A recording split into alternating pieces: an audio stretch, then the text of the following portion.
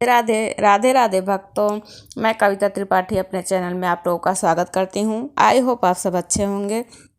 और देखिए, आप सभी को कार्तिक मास की बहुत बहुत शुभकामनाएं। भगवान नारायण और माता तुलसी सबकी मनोकामनाएं पूर्ण करें। तो देखिए, आज मैं वीडियो लेकर आई हूँ कि कार्तिक मास शुरू होने वाला है, जो कि मतलब 28 तारीख पूर्णिमा से स्टार्ट हो जाएगा।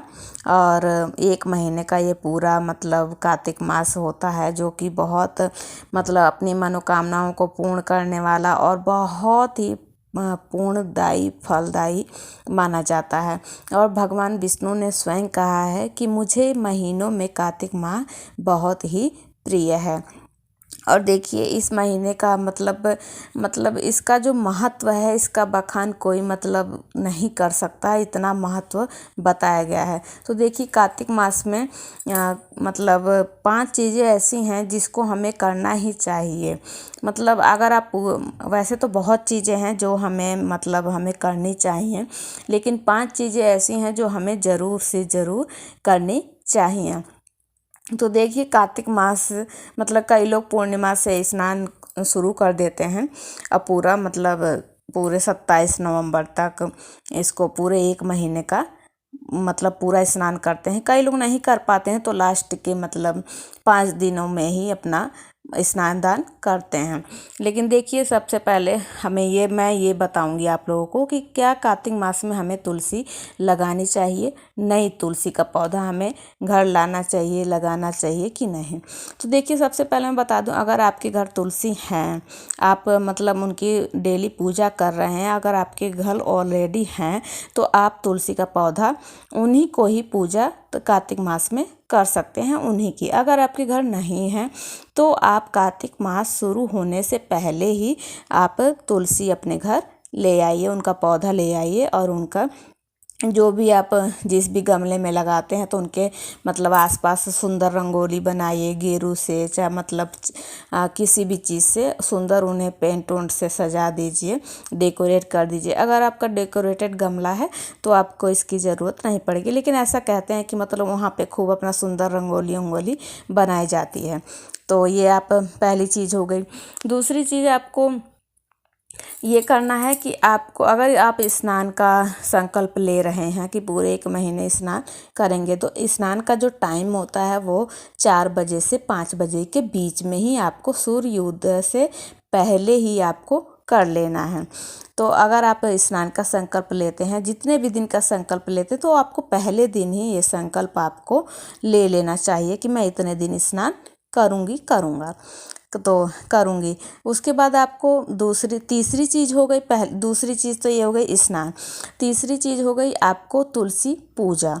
तुलसी पूजा आपको ज़रूर करनी है स्नान करने के बाद, सूर्य भगवान को जल देने के बाद। कई लोग ऐसा कहते हैं कि सूर्य तो दिखते नहीं है तो हम जल कैसे देंगे, तो ऐसा बिल्कुल नहीं है। आप स्नान करने के बाद, और देखिए, स्नान करते वक्त एक बात ज़रूर ध्यान रखिएगा, स्नान करने के मतलब जो स्नान किया जाता है वो ताज़े जल से ही किया जाता है, मतलब उसको गर्म नहीं करना है, क्योंकि देखिए ठंड शुरुआत हो गई है, मतलब पानी भी ठंडा रहने लगा है।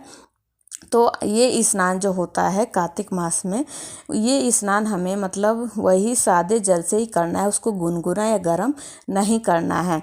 हाँ, अगर आप अस्वस्थ हैं तो आप हल्का गुनगुना कर लीजिए, तब स्नान कर सकते हैं। लेकिन वैसे माना जाता है कि हमें मतलब स्नान जो करना चाहिए वो मतलब सादे जल से ही, मतलब उसको गर्म नहीं करना है। जो आपका जल मतलब आपके जो टोटी से चाहे जिससे भी आप स्नान करते हैं, मतलब उसी से ही स्नान आपको करना चाहिए, उसे गर्म नहीं करना चाहिए।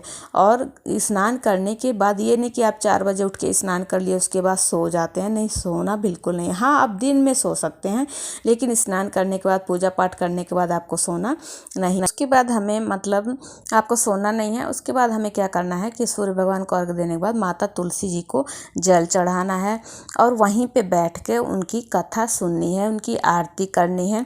और आप मतलब जैसे भी तुलसी जी की पूजा करते हैं, अपना जल चढ़ाना, वो मतलब कुमकुम लगाना। तो देखिए, कार्तिक मास में हमें मतलब हमें विवाह करना होता है, तो इसलिए हम हल्दी कुमकुम नहीं लगाते हैं। तो आप हल्दी कुमकुम मत लगाइएगा, केवल अपना जल चढ़ा दीजिएगा। कीजिएगा। और दीप भी आपको अंधेरे में ही, देखिए दीपदान का जो चौथा जो बताऊंगी मैं आपको वो दीपदान है।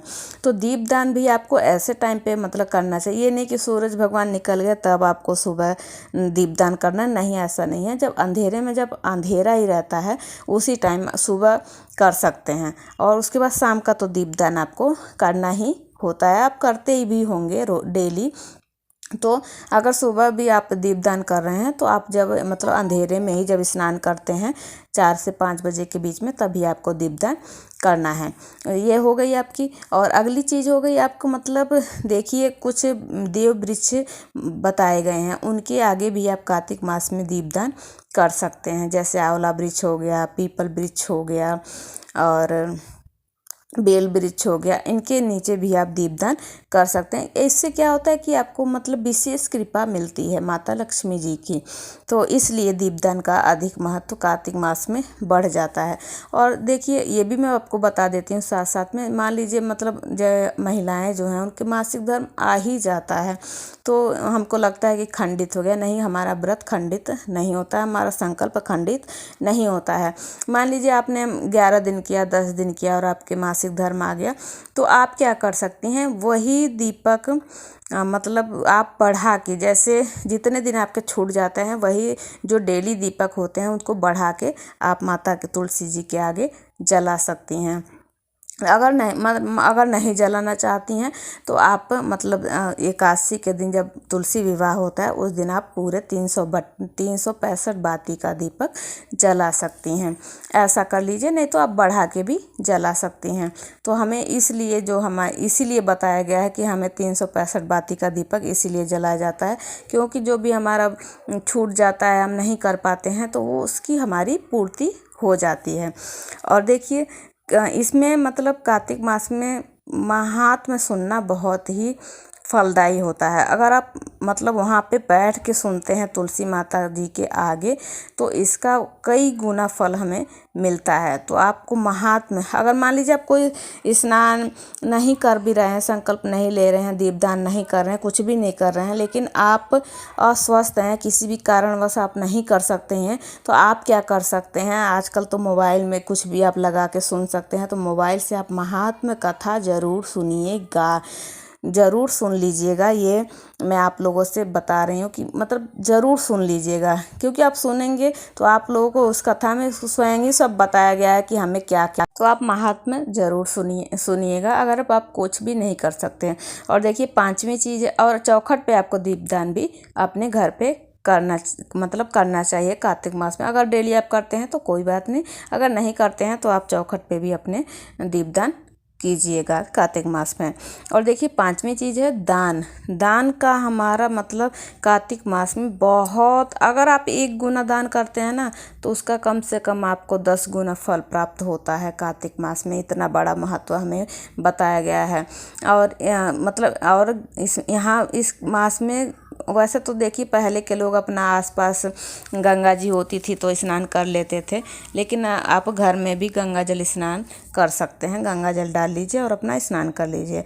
5वीं चीज़ आपको है दान आपको ज़रूर करना है। आपकी मतलब जो भी अगर आपके मतलब 1 तिनके अनाज का भी अगर आपकी हैसियत है तो उसकी चीज़ का दान कीजिए। अगर आपको भगवान ने अच्छा दे रखा है तो आप अच्छा दान कीजिए। गौदान कर सकते हैं, भूमि दान कर सकते हैं, स्वर्ण दान। अगर आप मान लीजिए इतना बड़ा दान नहीं कर सकते तो आप अनाज का दान, अन्न का दान महादान बताया गया है, तो अन्न का दान आप जरूर कीजिएगा। और मान लीजिए आप संकल्प लेते हैं स्नान की और मतलब तुलसी के नित्य निमित्त दिया जलाने की, जो भी आप संकल्प लेते हैं तो उसका उद्यापन भी हमें ज़रूर करना होता है। देखिए उद्यापन के बिना हमें किसी भी व्रत का, किसी भी मतलब उसका फल हमें प्राप्त नहीं होता है, अधूरा मिलता है। तो इसलिए आपको उद्यापन भी ज़रूर करना है। आप कोई भी संकल्प लेते हैं तो उद्यापन की भी वीडियो मैं आप लोगों के सामने मतलब लाऊंगी, कैसे करना चाहिए उद्यापन। तो देखिए कार्तिक मास में ये 5 चीज़ें आप ज़रूर कीजिएगा। और मतलब जो भी स्नान दान जो भी है आप ज़रूर कीजिएगा। तो ये थी मेरे द्वारा कुछ आप लोगों के लिए बताई गई वीडियो कि मतलब कार्तिक मास का क्या महत्व होता है हमारे जीवन में, हमें कार्तिक मास में तुलसी पूजा कैसे करनी है, कैसे नहीं करनी चाहिए, माता तुलसी को रोपना चाहिए कि नहीं रोपना चाहिए। अगर आप लोगों को पसंद आई हो तो प्लीज़ मेरे चैनल को लाइक शेयर एंड सब्सक्राइब ज़रूर कीजिएगा और कमेंट में जय श्री राधे ज़रूर लिखिएगा। मिलती हूँ नेक्स्ट वीडियो में। राधे राधे, जय श्री राधे।